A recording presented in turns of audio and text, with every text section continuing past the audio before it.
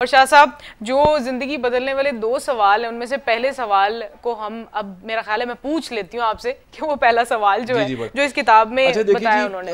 इसने दरअसल ये दो तीन सवाल हैं जैसे मैंने बताया, और ये जो तीन सवाल हैं ये दरअसल तीन पैमाने हैं ये मापने के कि किसी की कामयाबी और किसी की नाकामी को कैसे मापा जा सकता है। इसमें जो सबसे पहला सवाल है वो ये है कि आप जो काम कर रहे हैं आपके लिए वो काम क्या है बेसिकली, यानी आपके लिए मीनिंग ऑफ वर्क क्या है, इंपॉर्टेंस क्या है आप जो कर रहे हैं। मिसाल देता हूँ मैं, मिसाल देता हूँ, किसी के लिए जो काम है ना उसका ब्रेड एंड बटर का सोर्स है, किसी के लिए जो काम है वो उसके बच्चों की बका, घर का निज़ाम चलाना ये है, किसी के लिए जो काम है उसकी मजबूरी है, किसी के लिए जो काम है वो वक्त की जरूरत है, किसी के लिए जो काम है वो सिर्फ मसरूफियत है, किसी के लिए लेकिन किसी के लिए पैशन है। ये जो पैशन है और एनर्जी है काम बहुत जरूरी है।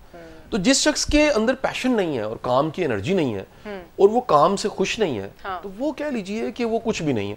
तो उसने कहा कि वो तमाम लोग जो अपने काम को एंजॉय कर रहे हैं वो खुश है।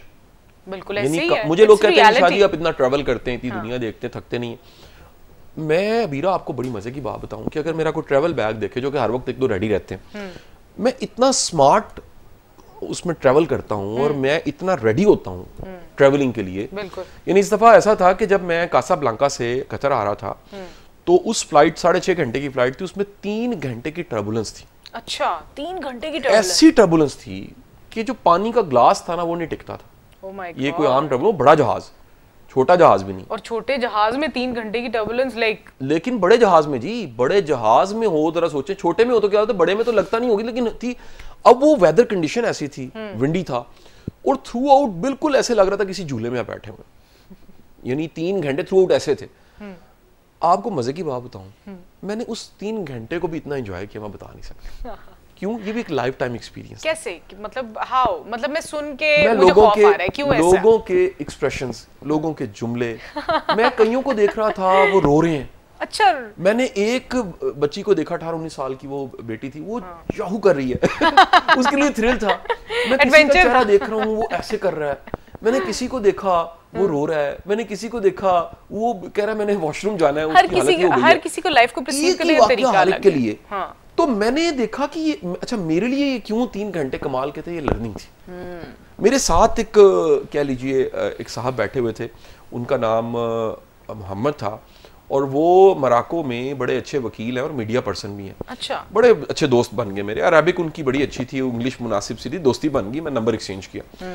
वो बंदा भी बड़े मुतमईन इत्मीनान में बैठा था इस फ्लाइट में जिसमें इतनी टर्बुलेंस थी। तो मैंने उनसे पूछा, तो मैंने कहा मेरे लिए लर्निंग थी, मैंने कहा जी आप सर क्यों इतने मुतमईन है? उसने कहा इट्स बिकॉज ऑफ तवक्कल, मेरे अल्लाह पे यकीन है, जो आखिरी सांस है वो आखिरी सांस, उससे पहले मुझे परेशान नहीं होना। तो ये जो कह लीजिए इंसानी जिबिलत में कि जहाँ कोई भी चैलेंज आए वो खौफ उठ के आता है, उसने खौफ पे काबू। मैं लर्निंग में से मैंने अपनी, मैं ईमान नहीं कहूँगा, ईमान तो मुनासिब सा जो अल्लाह इसे कबूल करे जिस हालत में हम हैं ईमान की, लेकिन लर्निंग मेरा क्रेज था। तो वो जो बिहेवियर और रवैयों की और जो चैलेंज से लर्निंग थी वो मेरे लिए एक मोटिवेशन थी।